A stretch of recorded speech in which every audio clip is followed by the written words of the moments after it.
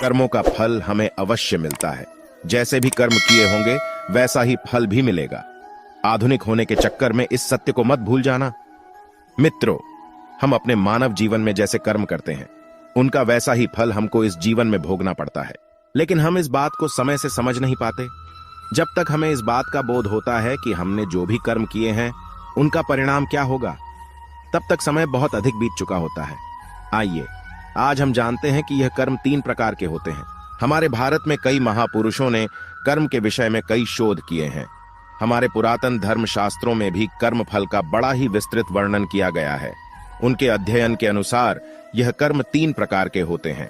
पहला कर्म क्रियमाण कर्म। मानव जीवन में नित्य प्रति जो कर्म सुबह उठने से लेकर दिन भर कुछ भी क्रियाकलाप या कर्म किए जाते हैं उन्हें क्रियमाण कर्म कहा जाता है, क्योंकि इन कर्मों के करने से मानव जीवन गतिमान रहता है। क्योंकि मुर्दा या निर्जीव वस्तुएं कर्म करने में समर्थ नहीं हो सकती। नित्य प्रति कर्म करना हर जीव का कर्तव्य है। कोई भी व्यक्ति अपनी बुद्धि के अनुसार कैसे भी कर्म कर सकता है, लेकिन यह क्रियमाण कर्म उसके जीवित होने और एक गतिशील आत्मा के होने का आभास कराते हैं। इस प्रकार से किए जाने वाले नित्य कर्मों का फल अधिकांश साथ साथ ही प्राप्त हो जाता है। जैसे यदि आप भोजन को ग्रहण कर लेंगे तो आपकी भूख स्वतः ही शांत हो जाएगी।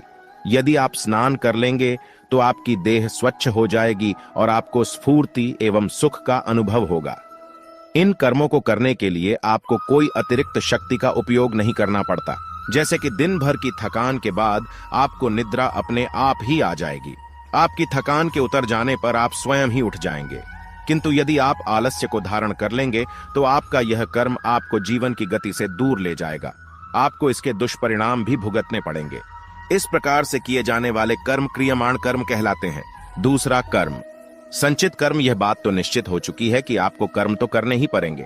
कुछ ऐसे कर्म भी होते हैं जो कि हम करते तो हैं, लेकिन हमें उस समय यह ज्ञात नहीं हो पाता कि इन कर्मों का परिणाम क्या होगा। इस प्रकार से हम कुछ ऐसे कर्म भी करते हैं जो हमारी दृष्टि से बिल्कुल सही एवं सटीक होते हैं, किंतु प्रकृति, समाज एवं अन्य प्राणियों के दृष्टिकोण से उचित नहीं होते। हम यह अक्सर यह सोचते रहते हैं कि हमने जो भी किया उसका हमें अच्छा ही परिणाम मिलेगा, लेकिन कई बार ऐसा नहीं होता और हमें अपनी कर्म करने की सोच में परिवर्तन लाना ही पड़ता है। इस प्रकार से कर्म करते हुए कुछ ऐसे कर्म भी होते हैं जो कि हमारे चित्त की अंतर्दशा में जाकर एकत्र हो जाते हैं। साथ ही उन कर्मों का फल भी चित्त में ही विद्यमान हो जाता है। जब तक हमें अपने इन कर्मों का फल प्राप्त नहीं हो जाता तब तक वह कर्म हमारे चित्त में भी समाहित रहते हैं। इस प्रकार के कर्मों को संचित कर्म अर्थात संचय कर रखे गए कर्म कहा जाता है। तीसरा कर्म प्रारब्ध कर्म। जब हमारे कर्म हमें उस दिशा की ओर ले जाते हैं जहां हमारे कर्म हमें पूर्ण रूप से फल देने को परिपक्व हो चुके होते हैं, तभी इन कर्मों का फल हमें मिलता है। इस प्रकार के कर्मों को प्रारब्ध कर्म कहा जाता है।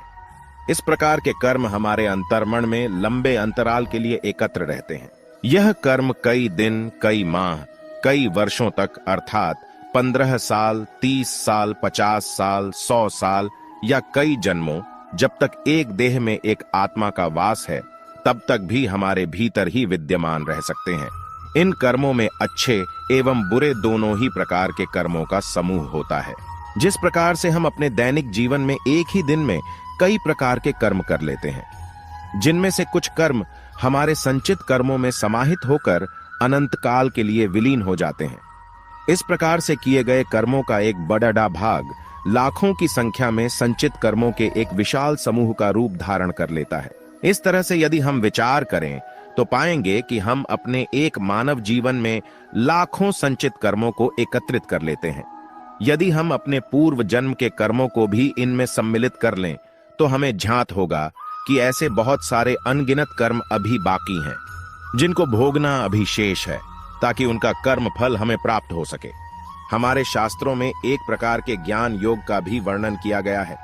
जैसे ही मनुष्य साधना शैली के द्वारा इस ज्ञान योग को सिद्ध कर लेता है, उसी समय उसके जीवन में से प्रारब्ध कर्म समाप्त हो जाते हैं और ऐसा आभास होता है कि वर्षों तक अंधकार में कैद रहने के बाद एक प्रकाशमय दीपक की रोशनी से जीवन जगमग सा हो उठा है।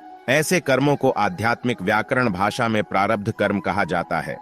मित्रों, अपने इस लेख के द्वारा हमने आपके सामने कर्म फल के सिद्धांत एवं कर्मों के प्रकार के विषय में कुछ जानकारी प्रस्तुत की है। भगवान श्री कृष्ण जी ने भी श्रीमद् भागवत गीता में कहा है कि कर्मण्येवाधिकारस्ते मा फलेषु कदाचन मां कर्म फल हेतुर्भूर्माते संगोस्त्व कर्मणि, अर्थात हे मनुष्य, तू फल की चिंता कर्म बिना किए जा, तुझे तेरे किए हुए कर्मों का फल अवश्य ही प्राप्त होगा। तो दोस्तों, ये जानकारी आपको कैसी लगी हमें कमेंट में जरूर बताना।